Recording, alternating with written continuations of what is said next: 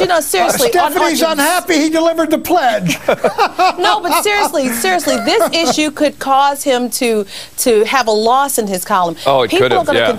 It really could have, and it could actually in the future. If people continue to feel that he is not patriotic, this could be an albatross around his neck that he has got to fix some kind of way. He is the symbol, April, of patriotism. Only in America could his story be possible. That's why he's so inspirational. Wait a minute. On both sides, both of them are the embodiment of this country. You have a former POW who was broken and bled for this country, and then you have this man, Barack Obama. So both of them, here's the only reason I'm calling that moment a draw. All right, is because anytime we're talking about Obama's patriotism, I think it's bad for him. But I think he handled that like a pro. Yeah, aim for that one. Everyone's staying with us. Coming up, John McCain campaigning at a biker rally suggests his wife Cindy should be a contestant in a beauty pageant, one that it turns out does not require a lot of clothes. That's coming up, and we've got a brand new NBC News electoral map. Obama advancing on McCain in a few key states. Plus, more than $3 billion a year spent on cars and trucks by the federal government, and sometimes it's unclear what happened to the vehicles. It's today's Why America Hates Washington. We're back in 60 seconds. All my friends, number no rider. Continuing our win-loser draw, making the call on who won the day, Obama or McCain. Right now on my scorecard, I've got a win for Obama, a loss for McCain, one draw. Pat Buchanan, April Ryan, Stephanie Miller are with us.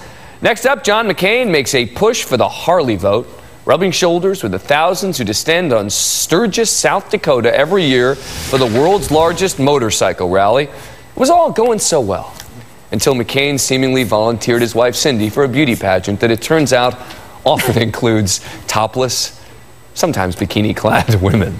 Oh, my God. You know, I was looking at the Sturgis schedule and noticed that you have a beauty pageant, and so I encouraged Cindy to compete.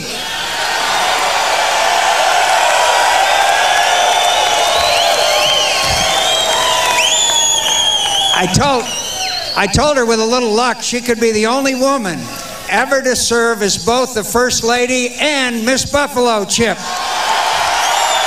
There is no doubt it would be a first. Miss Buffalo Chip is a beauty pageant that looks something like this.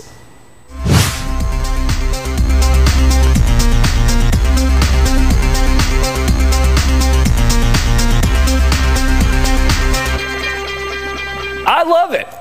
Stephanie Miller, I'm giving McCain a win on this one. He's willing to offer up he's willing to offer up those, and remember, he's reading there. Those are prepared remarks.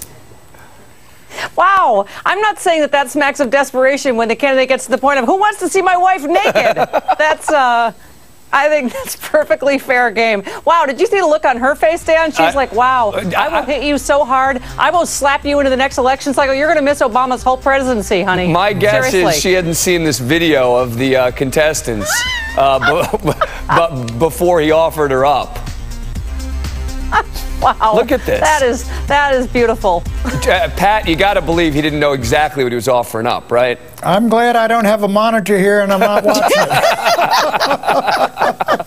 But I will say this, John let his inner fighter pilot come out, I'm afraid. Yes, out there in Sturgis, you know. This is the John McCain of the 1950s, I think, late.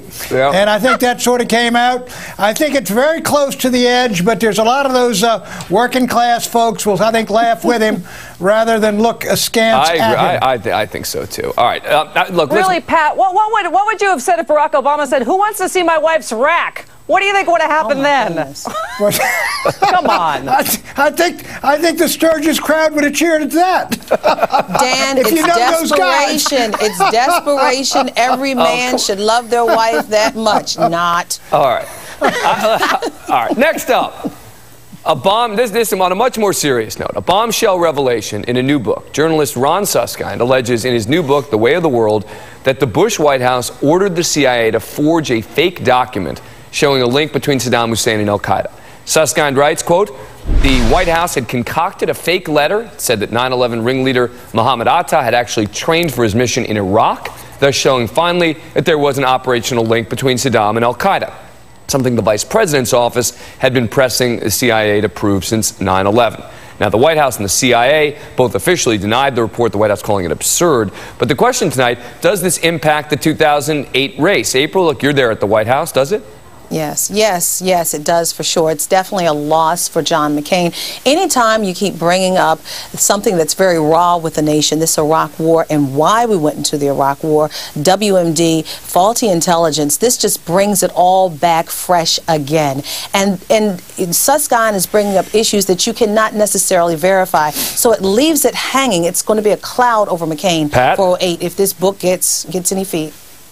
Well, first, I don't know if this is proven. Secondly, Barack Obama would be well advised to stay 10,000 miles away from this, because if he comments on it, embraces or endorses it anyway, it blows up. That puts him out there in the kooky left. I would just stay away from this. Let the reporters and journalists deal with it. White House deal with it. Stay away. Yeah, I agree. And I think there's no question, though, this has to go down as a lose for McCain. Stephanie, you want a quick final thought on it?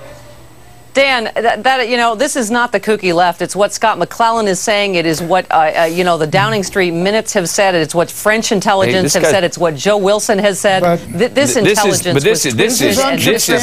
this is a major bombshell. I mean, this is not just... Absolutely. That's right. That's right. If true, this is a major bombshell. Look, Susskind's a good reporter, and he was basically on Countdown today suggesting that he had he'd spoken to some of the very same people who are now coming out and denouncing it, and that they're telling a very different story. So, but if it blows up, Dan, Barack Obama wants to be far outside the vicinity. It's one of those things he doesn't need to touch, but I think it has to go down as a lose for McCain, giving me a final score tonight of a win for Obama, 2 losses for McCain, 1 draw. I think Obama had a good day today. Pat, April, Stephanie are staying with us.